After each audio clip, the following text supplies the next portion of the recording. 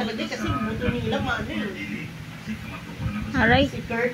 Si Kurt ang bit namin buko. Makaharap ang suspect sa Kaya hindi mo pagtabag siya sa nanalo? 8165 o Comprehensive Dangerous Drugs Act at reckless Bakit imprudence sayang naman? resulting in Ano damage to naman? property Parang ayon sa tricycle na nabangga nito. Yung Mula sa GMA Regional TV at GMA Yung kumata mo talaga. nakatutok Maganda kasi sagot ni 24 Han. oras. Maganda sagot ko. Punitin lang talaga yung sagot.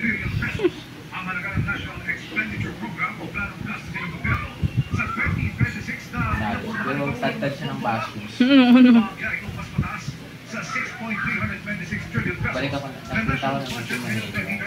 Nasat ko ng R. R na lang. Pinakamalaking Makabalik. pondong hinihingi ng Expect na bigyan ako. Ano sabi? Balik na lang. Palipat na namin yung stage. Kumagay, huwag na sa plate.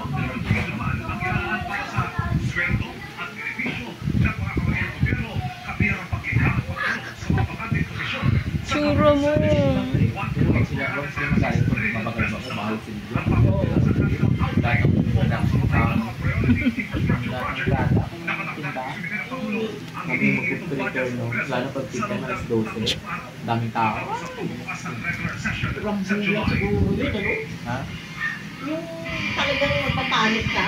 Una mapanig nga ako. Gravy, rice, baby rice.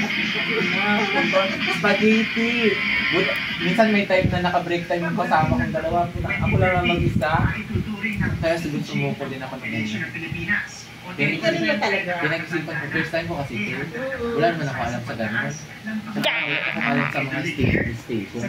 Nung binigay sa amin yung station na yun, nung pag-apply ko, lumalit ko bang gano'ng kahirap sa print, basta ka lang kung nag-uus, hindi na lang.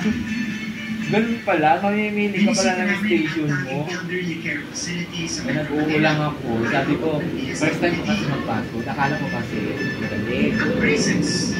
Yun, nahirap pala mag-print. Okay pala mag-cashier, mag-XP, JP, yan. Pero pag sa print talaga, lahat ng product kayo.